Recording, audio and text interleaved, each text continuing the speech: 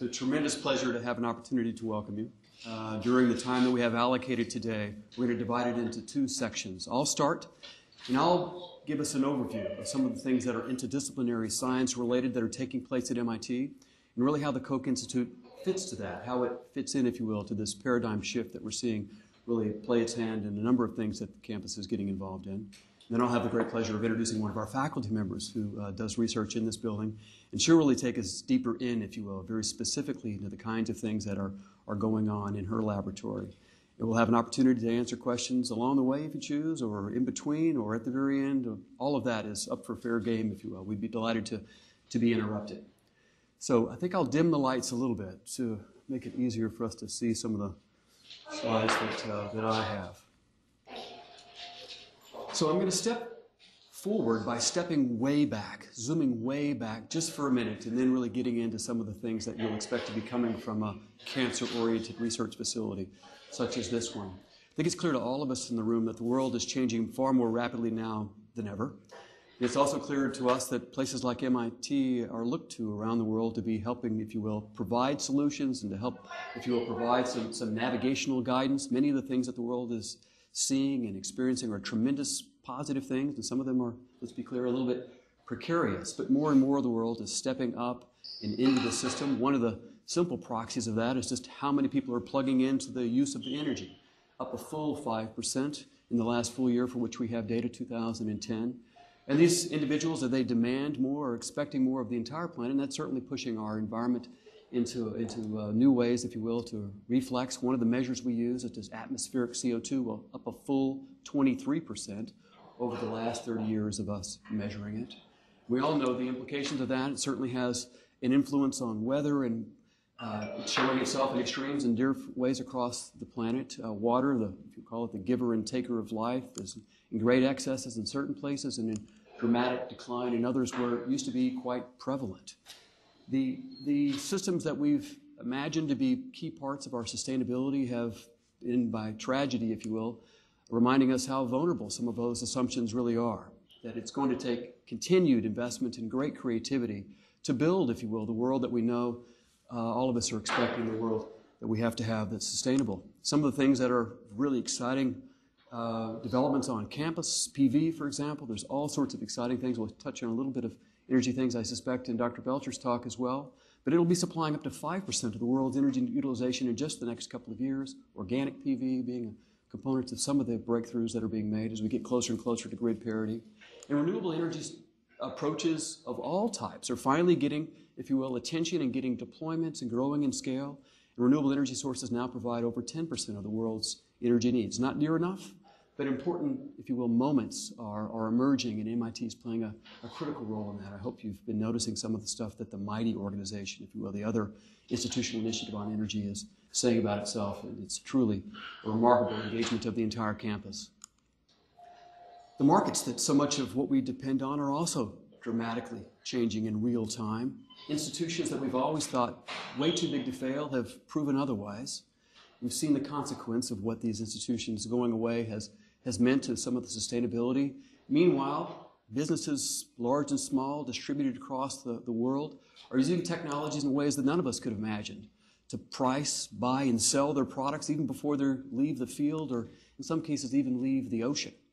And I show you that only because it really, I think, gives us a vision, if you will, into some of the things that we know medicine of tomorrow is also going to be able to tap into, and will have to tap into, in order to be the type of medicine that we know the world will need. All this says that the world is extraordinarily connected in ways that none of us, I think, could have imagined just a few years ago. We can offer a course online and have 80,000+ students sitting in the classroom with our MIT students in real time, as happened in the spring this year with our first MITx public offering. This world, highly connected, also feels ripples rapidly across it as changes take place. It's highly mobilizable. As technologies allow us to convene on topics, we can bring about remarkable change. And these technologies are transforming the way in which information is shared and people get involved in problem solving. Yet in buildings like this, it's still extraordinarily clear to us that proximity matters now more as much as ever, if you will. Eye contact, a conversation, sitting in the same room with your teacher, still makes a big, big difference in the kinds of things that we know are transformative in bringing people together to solve problems together. Perhaps the world's most powerful social networking software is a coffee machine, one of them in a building, or perhaps later in the day, a larger glass of beer. But it is certainly the power to convene, if you will, and bring people together that an institute like ours is hoping to take full advantage of. Health around the world is dramatically changing. 1 out of 3 people that are alive today, unfortunately, will suffer from diabetes.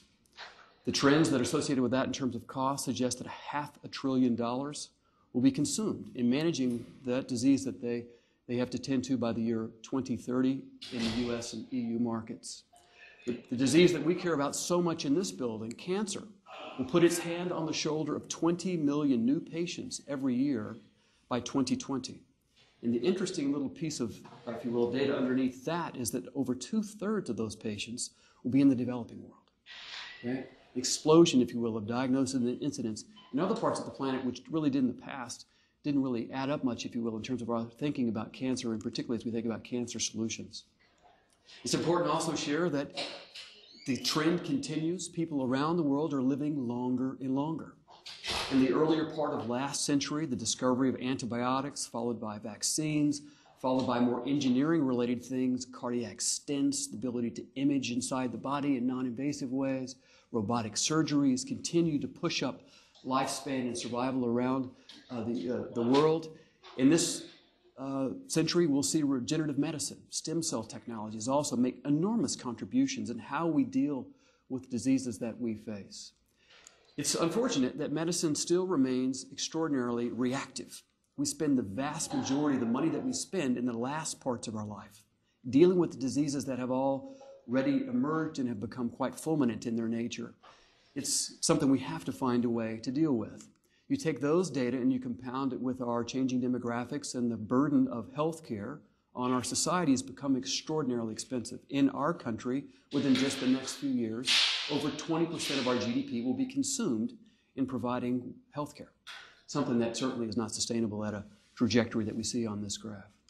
So I think it's safe to say that we're at a tipping point, at a moment when we really have cost as a major barrier, but also at a moment when technologies and our understanding of diseases have gotten to a point where we can really imagine new ways of thinking about it.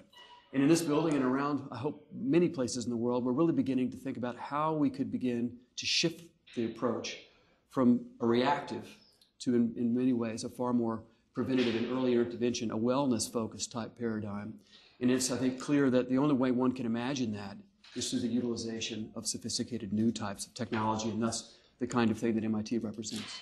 So what might that medicine look like? It's certainly going to be very personalized. It's going to, hopefully, with each and every patient, select exactly the drug that he or she would need, give it at the right dose, and give it exactly at the right time. In order for us to imagine doing that, it has to be far more predicated on things that we know about each and every one of us. You'll hear, and I hope some of you have seen other aspects of this while you're here on campus, about how this revolution in our understanding the genetic basis of disease is really rolling out. It's at its early days, but it's moving and moving swiftly.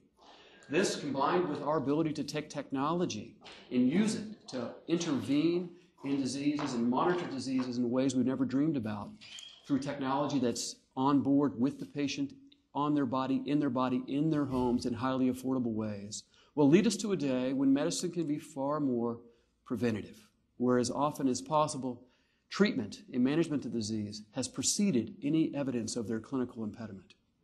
If we can do these things and do them well, it's also easy to imagine how this can allow us to distribute medicine across the planet in ways that we otherwise couldn't do in sort of conventional doctorate offices and expensive hospitals, etc. So this tipping point, I think, represents to us a very important transformational moment. It's a moment where we have to invest very explicitly in the key creativities that's required and to apply them in very useful and applicable ways, but with a long-term vision. That brings us really obviously back to a place like this, because it's not going to be easy and it's going to require some very robust, if you will, collaborative requirements between the appliers, if you will, of knowledge in an informed way, the engineering community, and the knowledge base itself. Engineering has been what MIT's been about from its conception 150 years ago. It's been the premier place under which technology and engineering is taught and practiced. Over the last several decades of last century, the biology community here at campus has also become equivalently recognized and celebrated. And it's this convergence between these two communities that this building very formally, if you will, represents. It's an explicit collaboration between the School of Science and School of Engineering. Half of our faculty come from those two schools. The architectural treatment of this building is very simple, but I think quite elegant in its intent. It puts these people interdigitated amongst themselves on every floor of the building with very diverse backgrounds, but a shared interest, a shared passion, if you will, to contribute in collective ways, to deliver new things that can make a difference in the lives of cancer patients. The individuals who've joined us from the School of Science are shown here. They relocated from whatever laboratories they might have had on campus to take up residence in this building. We've got some very senior statesmen, included Phil Sharp, Nobel laureate, Institute professor, Tyler Jacks, Nancy Hopkins. Many of the others shown here have been, if you will, some of the key drivers of the biological revolution in cancer for years and years, joined by some up-and-coming stars. It's an extraordinarily accomplished group that are joined by an extraordinarily accomplished engineering group from the School of Engineering, coming from a wide range of departments to take up occupancy in this building. Now, this building is, I think, somewhat enormous, delightfully so. It turned out not to be near big enough to hold the level of interest that this project really represented. These are the individuals I've touched on who live in the building. These are the individuals who are equivalently part of the Koch Institute community but can't fit. They have to stay where they might be. It represents, if you will, a great technology connector. The new building and its location brings faculty from all over campus. And in fact, there are other members of the community that are off the screen here, if you will, that are also part of this.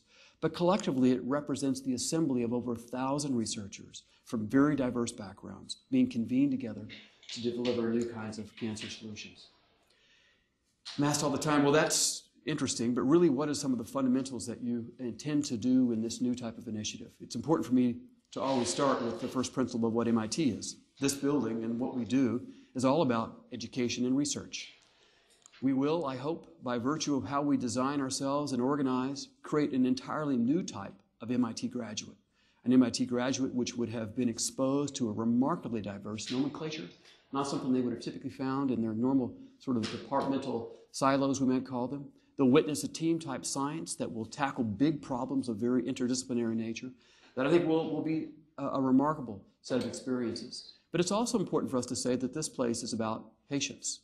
It's expected that this major investment, major institutional initiative will be directly connected to things that come from here that make a difference in the lives of cancer patients and their families and the physicians that see them. You have a question? Yes. You said we could ask, right? I hope you will. Yes. Which Thank you. hospitals I know you're going to say it, but which hospitals are you collaborating with? Well, we have networks. Let me click one slide, and I'll bring that part up. That's a very important point, and I thank you for interrupting me. I hope all of you will do that at every moment something comes to your mind. It's clear for us to say, and I think it's become self-evident in your mind as you asked the question, that in order for us to do this, we can't do that by ourselves. There is not a single cancer patient who walks in the door here to seek some form of intervention on campus. The only way we can do any of these things credibly is by a virtue of collaborations. And so we've built a remarkable collaborating network already across campus, as I've touched on. We've now expanded that network to include both large and small companies who are involved in the research. Through partnerships with funding agencies and very visionary philanthropists, we've built mechanisms by which we can put money into the teams that are required to do this kind of work. That's still insufficient. It's still absolutely about being clinically realistic and clinically relevant. And therefore, we have to work very closely with clinical centers. And so we happen to have an extraordinary relationship between us, the Koch Institute, one of the NCI-designated centers, and the other NCI-designated center in Boston, which represents all the 7 hospitals that are across the river, called the DFHCCs. That represents MGH, Beth Israel, the Dana-Farber, Children's Hospital, Brigham. I can't name them all off the top of my head, but it's all of those entities over there. And we form teams together. We raise money together, and we give out grants together in a program called the Bridge Project. But that clinical network is also now importantly attaching us to clinical centers outside of Boston, other great places in this country, and now even more recently with clinical centers outside of our country. And so it is the beginnings of that. I haven't said it, but it's maybe important to say. We moved into the building a year ago.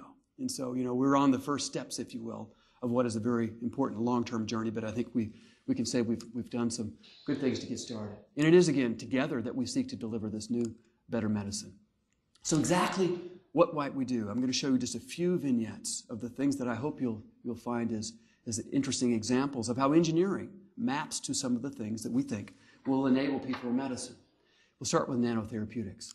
The 5 platforms are shown up above, which are the ways in which we really address our technologies here in the building.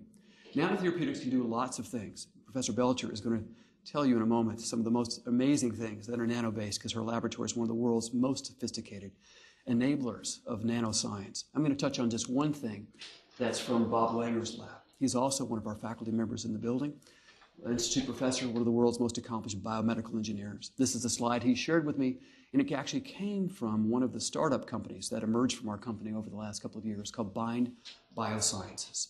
This is a schematic of a 50 nanometer across nanoparticle that is comprised in the center of an embedded chemotherapeutic drug called docetaxel. Docetaxel has been given to cancer patients for years.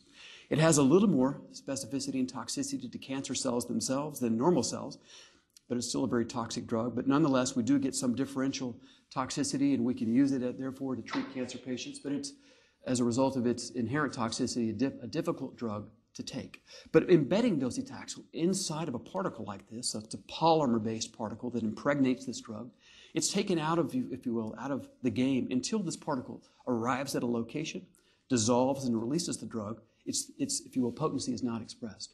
So we can personalize medicine in a number of ways. And one way we can do that is by, once we can learn how to manufacture these particles quite elegantly, and that's what we can do now, we can build them in a custom format so that the molecular decorations on the outer surface of those particles are uniquely tailored so that they are capable of recognizing molecular determinants that are uniquely present on the certain subsets of cancer cells that I might have or somebody else might have. So we can build them in ways that allow them to be very patient-specific.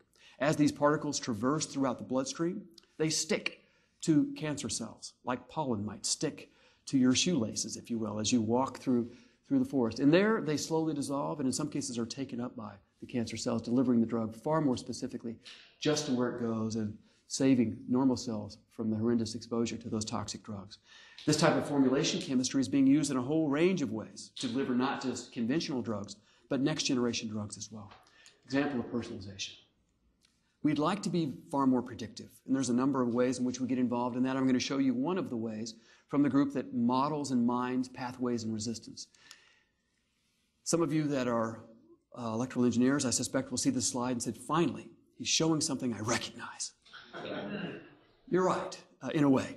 That's a circuit diagram, not the one maybe that you've designed or similar to what you've designed, but that's a circuit diagram of how we abstract the current or the information flow inside of a cancer cell through the various pathways in which information is received from the outer surface, transmitted through those circuits through the cell, and then into the nucleus, into which that information is interpreted, making, if you will, the cell decide whether or not it should continue to grow, continue to divide, move around in the body, all the various things that we see. Unfortunately, in cancer cells, these circuits get dramatically screwed up. And as you can see, certainly, that there's a highly parallel set of processes under which information can flow. But we try to interfere with the signals that the cancer cell is receiving, promoting its continued growth as the way in which we design drugs. But we can put current meters, if you will, on each of these circuits. There are assays that we run, and we can quantitate the degree of flow of information. And then we can begin to simulate.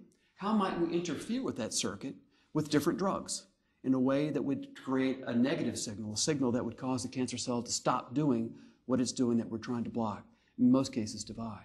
So how might that work? This is a slide given to me by Michael Yaffe's lab, one of the individuals upstairs, in which they were studying the possibility of optimizing drug treatment for triple-negative breast cancer patients. They wanted to know how might these two drugs, one in red is a kinase inhibitor, one in blue is a DNA-damaging agent, happens to be erlotinib and doxorubicin, for those of you who are potentially expert in the audience. It's been known for some time that using this kinase inhibitor or this DNA-damaging agent in triple-negative breast cancer doesn't do much. The mathematical model supported that. It predicted that if we use the kinase inhibitor by itself, we'd get a low level of apoptosis. That's the word we use to describe whether or not the cells are deciding whether or not they should die or not. That's something we try to induce in our cancer treatments. It was said that if we use the two drugs together, that they would be additive, That is that 1 and 1 equals 2. In cancer therapy, we're looking for drug combinations that are more than just additive. We want them to be synergistic, where 1 and 1 equals 5 or 10, because almost invariably the toxicities of these drugs are additive as well. And so we will need the potency to be more than just additive in order to be able to optimize their care. But that's what the mathematical model said, and that's exactly what we saw. We have a very sophisticated robotics facility downstairs that does all these things in very high throughput ways. And again, a key component of what enables this sort of work to be done at high throughput. And the model suggested if you staggered it this way, it wouldn't work. But if you staggered it this way, 2 cycles of the kinase inhibitor first, that the circuit would rewire. What's really cool about biological circuits is that they're plastic, we call it. They can actually adapt in real time. And in fact, that's part of the frustration about them. But it said that if we treated them 2 cycles, we'd open up a vulnerability in this network. And then coming in with the damaging agent, we'd get extraordinary toxicity to the cancer cell. And that's exactly what they've seen. This observation is now being swiftly interpreted by our clinical colleagues, and they're thinking about how doing clinical trials can be started promptly. We all in this building want to prevent cancer from happening ever. That would be terrific, and there are people working on the immunology of being able to do cancer vaccines, etc. That world is emerging. But what we'd also like to prevent, if we could do it, is this problem. The part of cancer that kills 9 out of 10 cancer patients, the problem of metastasis. This is the process by which cancer starts in one location, moves to another. That phase of the disease invariably is very difficult to stop once it starts. This is a small cartoon. I apologize, it's a little too hard to understand, but this is where cancer starts. Let's say it's in your lung or in your colon. Eventually, over time, cancer cells develop a mechanism by which they escape where they are, get in the bloodstream, travel through the bloodstream, escape the bloodstream, and take up residence elsewhere. This could be in our liver, could be in our bone marrow, could be in our spinal cord, up in our brain. Very frustrating part of treatment is trying to deal with the fact that these metastatic lesions seem to be, in most cases, resistant to treatment. But what our teams are doing, and Professor Belcher, in fact, is a member of some of these teams, they've developed very sophisticated tools that they can catch those cells on the fly. They're rare, really, really rare. Less than 1 in a billion cells in your bloodstream in cancer patients are actually these cancer cells themselves. But they've developed tools that we can capture those cells and put them into other systems through which they can study them 1 cell at a time, doing molecular dissections at the single cell level, understanding, hopefully, what is really different about these cells, unveiling, hopefully, targets that will allow us to develop new types of intervention that will hopefully allow us to prevent cancer altogether. So lastly, I'll show you how we might imagine participatory medicine emerging through the work that we're doing. One of the things that we are very excited by is the development of new types of sensors, embedded sensors put into the body, left in the body, allowing the patient to participate outside of the doctor's office in monitoring for evidence of their disease. This sensor laid on top of a US dime, you can see, is very small. In fact, one of our vitrines in the gallery gives you greater detail in terms of how it really works, but suffice it to say it has all the electronics on board to measure in real time the presence or absence of proteins, biomarkers that could be in the bloodstream of a patient. That information can be interrogated by putting something on the body of the patient that's about the size of a cell phone, reads what's going on in the device in a totally non-invasive way, sends that signal off to the doctor's office, telling them whether or not there's any evidence that the tumor might be coming back, or in someday, maybe even if there's any evidence that the tumor might be coming in the first instance. Also very exciting to use these in real time with treatment. Is the drug we're giving the patient actually working in that patient much earlier than we might be able to tell it with other modalities? Very important and cool tools, and I think a key component of making some of the stuff we talk about affordable. But aside from monitoring cancers, we want to be able to treat disease in far more sophisticated ways. This is a drug delivery technology. Put, again, inside the body, loaded full of drug to begin with, has all the electronics on board that can be utilized to exquisitely control the delivery of drug in that patient for extended periods of time, well after they've left the hospital, well after they've left the doctor's office. Again, a key component of where we see medicine heading. And I suspect you can imagine that's not the sort of stuff that our biologists could have come up with by themselves, or our clinicians. It has taken, if you will, the wisdom of many to think about how best to deliver that type of medicine. So I've touched on lots. Yes, please. Yeah, I had a question about you mentioned personalized before, but yeah? I was wondering if the Koch Institute made any progress with, like, it sounded like the way you said personalized was that drugs would, like the nanoparticle shell would detect the correct cancer cells. What about, when I think of personalized, I think of like matching drugs to people's genomes. Yes. Is that a priority? Absolutely. Enormous amounts of work going there too, both for developing new drug combinations, and that predictive model that I showed you is also very much about personalization, right? They are trying to predict and then personalize exactly which drug combinations will work. And we have a whole facility downstairs that's just running through that type of heuristic all the time, trying to develop algorithms that are genetically centric. But it's not all about genes. It actually turns out to be a little more complicated than just knowing which genes are actually in play. There's more to it than just that. But we are very much a part of this, if you will, I'll say enablement revolution. How do you take the hard science of that and find ways to convert it into something that can really be interpreted by clinicians and useful in real time in patients as they enter the process of being treated for their cancers? So very much a part of what we're doing. I apologize, I am very superficially scratching the surface of the stuff that goes on here. But another thing that I think is important for me to say is that I'm often asked, well, how do you do it? How does it really get started? Where does the rubber hit the road? Because we have these great ideas. They live on a whiteboard, and they stay on a whiteboard unless you find a way to get them started. The mechanism that we've put in place is what we call the Frontier Research Program. It's a fund of funds. We have contributors to the Frontier Research Program that are visionary philanthropists, as well as people donating very small amounts of money in a pool to allow us, again, accumulate enough money to give out grants. Some of the contributors associated with this are other foundations and even pharmaceutical companies getting involved in pushing the envelope here at MIT in ways that we think are interesting. So I close by reminding me to remind you that all of this, where we're at, if you will, is really, I think, a terrific example of the leadership that has allowed this, if you will, dream to be enabled. President Hockfield, when she arrived in 2004, began to do the circuit, interacting with all the department heads of labs and centers, and one of the individuals she spent time with right off the bat is Tyler Jacks. He was then running the Center for Cancer Research, our predecessor entity that was across campus, a very remarkable entity. And he began to tell her about how the biologists amongst that unit were becoming more and more dependent, frankly, on the technologists and engineering community, faculty members in other departments, in order to be able to take their cancer research and take it forward in the pace that they needed to take it. And that was the notion of an idea, that maybe there was a way or a reason to try to further facilitate that. And the idea was then born that was obviously put in front of David Koch and many others, and they got it.